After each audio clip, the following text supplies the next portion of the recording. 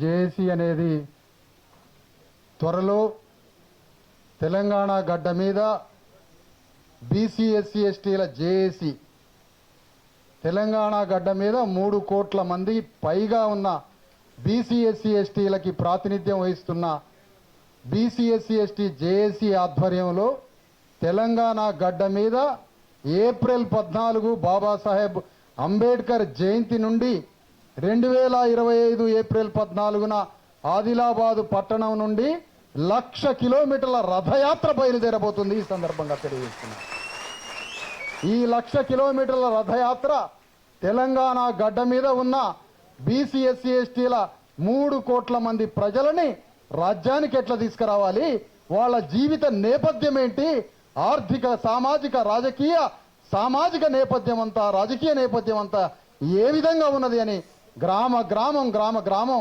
రథయాత్ర చేస్తూ గ్రామాలలో ప్రజా సమస్యల్ని పరిష్కారం కొరకు ప్రభుత్వం మీద దండెత్తుతూ ప్రశ్నిస్తూ పోరాడడానికి గ్రామాలలో పాదయాత్ర మొత్తం తెలంగాణ వ్యాప్తంగా 3 సంవత్సరాల 3 నెలల రథయాత్ర ముగించుకొని 2028 జూలై 11వ తారీఖున జింకానా గ్రౌండ్లో జైత్ర యాత్రతో భారీ బహిరంగ సభ, ఆ వేదిక మీద రాసుకోండి, డేట్ రాసుకోండి. ఆ రకంగా అంత పెద్ద భారీ సభ ద్వారా మన జైత్ర యాత్రని ముగిద్దాం. ఇది మొత్తం రాజ్యం కోసం మా భూమి రథయాత్ర అనే పేరుతో బయలుదేరబోతుంది.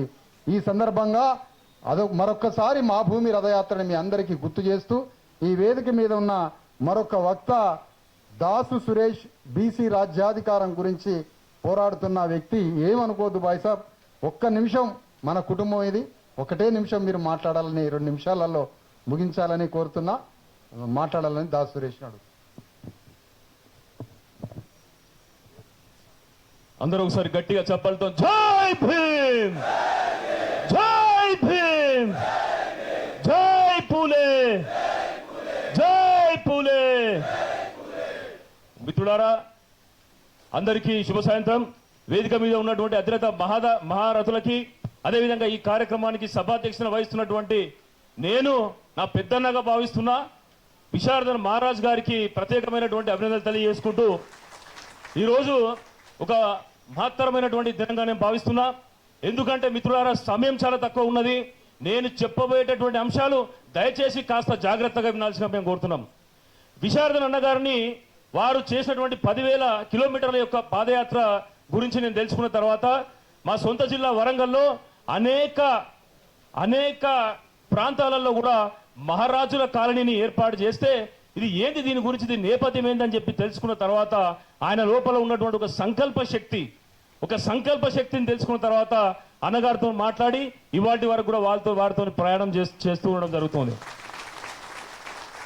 మిత్రులారా, మీ అందరికీ తెలుసు ఇవాళ మనం ఎక్కడి నుంచి వచ్చినాం, మన చరిత్ర ఏంటిది, ఎందుకు మనకు రాజ్యాధికారం కావాలి, ఎందుకు మనం రాజ్యంలో భాగస్వామ్యం తీసుకోవాలి, ఎందుకు మనం వెనుకకు నెట్టివేయబడుతున్నాం అనేటటువంటి అంశాల మీద ప్రతి ఒక్కరు కూడా మనకు చాలా మంది కూడా ఇప్పటివరకు చెప్పడం జరిగింది.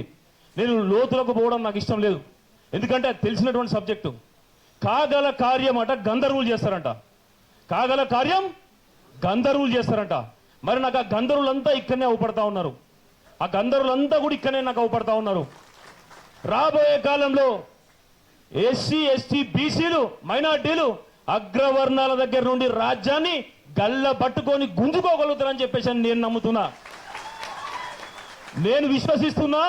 నా బీసీ ఎస్సీ ఎస్టీ మైనార్టీ సోదరులు ఈ అగ్రవర్ణాల దగ్గర నుండి గల్ల పట్టుకొని మరి రాజ్యాధికారాన్ని లాక్కుంటారని చెప్పేసి నేను విశ్వసిస్తున్నా.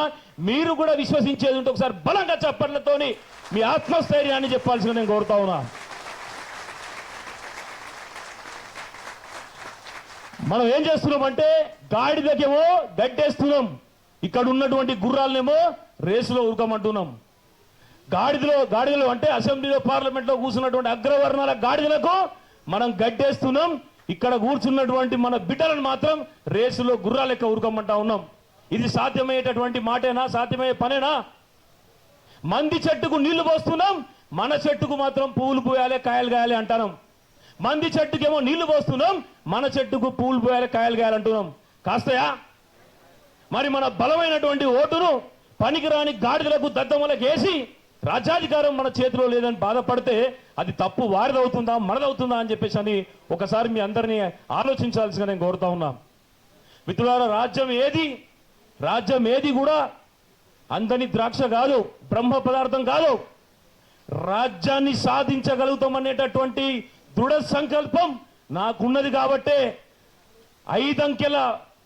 ఐదంకెల సంపదను కూడా పక్కన పెట్టేసి 12 సంవత్సరాల నుంచి తెలంగాణ గడ్డ మీద బీసీల రాజ్యాధికారం కోసం పోరాడుతా ఉన్నాం. మీరు అనొచ్చు, బీసీల రాజ్యాధికారం కోసం ఎందుకని? ఈ రాష్ట్రంలో ఈ దేశంలో కూడా ఎస్సీలు ఎస్టీలు సంఘటితంగా ఉన్నారు. అసలు సంఘటితంగా లేనిదల్లా బీసీలు మాత్రమే. బీసీలు సంపూర్ణంగా సంఘటితంగా లేకపోవడమే రాజ్యాధికారం అనేది అగ్రవర్ణాల దగ్గర ఉన్నది. మరి ఎక్కడైతే మన సైకిల్ ట్యూబ్ లోపల గాలి పోతా ఉందో, ఎక్కడైతే గాలి పోదోవడం వల్ల మన సైకిల్ టైర్ పంచర్ అవుతుందో అక్కడనే మనం మందు పెట్టాలి, కీలెరిగి వాత పెట్టాలి. కాబట్టి బీసీల రాజ్యాధికారం కోసం ప్రయాణం మొదలుపెట్టినాం. బీసీల రాజ్యాధికారం కోసం వాడలా తిరుగుతూ, ఊరూరా తిరుగుతూ, అన్ని జిల్లాలలో అన్ని మండలాలలో కూడా కమిటీలను వేసుకుంటూ బీసీ రాజ్యాధికార సమితి ప్రయాణం చేస్తూ ఉంది. మరి ఇవాళ అన్నగారు తలపెట్టినటువంటి మహాకార్యం బీసీ ఎస్సీ ఎస్టీ మైనార్టీల ఐక్య కార్యాచరణ గురించి మాట్లాడి ఇవాళ తప్పకుండా బీసీ ఎస్సీ ఎస్టీలు ఐక్య కార్యాచరణ మీదకి రావాల్సిందే. ఐక్య కార్యాచరణను ముందు పెట్టి మనం ముందుకు సాగాల్సిందే. అందుకు అన్నగారు ఇవాళ చెప్పినటువంటి ఏదైతే 1,00,000 కిలోమీటర్ల రథయాత్ర ఉందో ఆ రథయాత్ర లోపల దానిని కూడా మేము వేరే విధంగా మేము ప్లాన్ చేసుకొని తప్పకుండా రథయాత్రను బ్రహ్మాండంగా విజయవంతంగా కొనసాగే విధంగా మేము పూర్తి సహకారం ఇస్తామని చెప్పేసి కూడా మేము తెలియజేస్తున్నాం. ఇవాళ మనకు దొరికినటువంటి ఒక మహనీయుడు మన విశారదన్ అన్న. మనకు దొరికినటువంటి మహనీయులు జస్టిస్ ఈశ్వరయ్య గారు, అదే రకంగా చిరంజీవులు గారు, మన ముఖ్యంగా తెలంగాణ బిడ్డలన్న. మరి అలా చెప్తున్న రాజ్యం మన మీద కుట్రలు చేస్తూనే ఉంటది.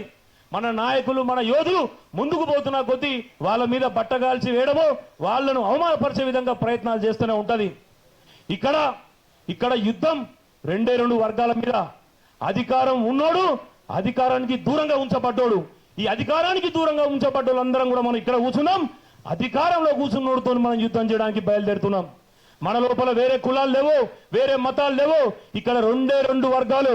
ఒకటి అధికారంలో కూర్చున్నాడు, రెండోది అధికారానికి దూరంగా నెట్టవేయబడ్డాడు. ఈ అధికారానికి దూరంగా నెట్టవేయబడ్డటువంటి ఈ వర్గం అంతా కూడా దానికి అధికారంలో ఉన్నోడి మీద దండయాత్ర చేయడానికి, యుద్ధం చేయడానికి పిలుపునియ్యాలి.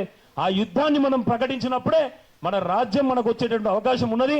అప్పుడు మన చిరంజీవులు గారు చెప్పినట్టు ప్రతి ఒక్కరికి కూడా నెలకు 5,000 రూపాయలు మనము పంచుకోవడానికి, భూమిని పంచుకోవడానికి అవకాశం ఉంది. ఇవాళ 500 రూపాయలకు మన ఓటును అమ్ముకుంటున్నాం. కానీ మన ఓటును మన వాళ్ళకి వేసుకొని మన రాజ్యం తెచ్చుకుంటే ప్రతి నెల 5,000 రూపాయలు మన తెలంగాణలో ఉన్నటువంటి ప్రతి పేద బీద బడుగు బలహీన వర్గాలందరికీ కూడా నెలకు 5,000 రూపాయలు అందించేటటువంటి శక్తి మన రాజ్యానికి ఉంటుంది. కాబట్టి మన రాజ్యం మన చేతిలో ఉంటే ఈ ఏడబ్ల్యూఎస్ ని మనం పాలనీయం. తమిళనాడులో లేని ఈడబ్ల్యూఎస్ మన రాష్ట్రంలో ఎందుకు అమలవుతుందంటే ఇక్కడ అధికారంలో ఉన్నది అగ్రవర్ణాలు కాబట్టి వాళ్ళకు అనుకూలంగా పరిపాలన చేసుకుంటారు. మరి ఇవాళ ఒకటే విషయం చెప్తున్నాం మీ అందరికీ. చరిత్ర చాలా మందికి తెలుసు. ఇవాళ దేశంకి స్వతంత్రం వచ్చిందంటే కేవలం ఒకరిద్దరు మహనీయులు పనిచేసినట్టు దానివల్ల కాదు. మహనీయుడు సుభాష్ చంద్రబోస్ గారు బ్రిటిష్ సైనికులకు దేశాన్ని విడిచిపెట్టేటటువంటి ఒక అనివార్యతను ఏర్పాటు చేశాడు. భారతదేశాన్ని బ్రిటిష్ పరిపాలకులు వదిలిపెట్టేటటువంటి విధంగా ఒక అనివార్యతను ఏర్పాటు చేసిండు.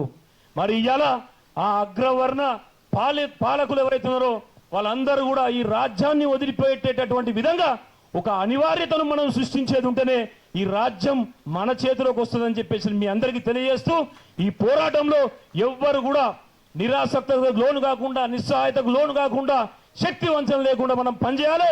మన రాజ్యాన్ని మనం స్థాపించుకోవాలి. ఆ స్థాపించుకునేటటువంటి రాజ్యంలో మనందరం కూడా ప్రజా ప్రతినిధులుగా, ఎమ్మెల్యేలుగా, ఎంపీలుగా, మినిస్టర్లుగా కూడా ముందుకు పోవాలని చెప్పేసి మీ అందరికీ తెలియజేస్తూ ఈ మహత్కారానికి ఏదైతే తలపెట్టినటువంటి మహాను భావుడు ఉన్నాడో ఆయనకు అదనంగా కార్యాన్ని కూడా సంపూర్ణంగా మేము మద్దతును తెలియజేస్తున్నాము. ధన్యవాదాలు. దాసు సురేష్.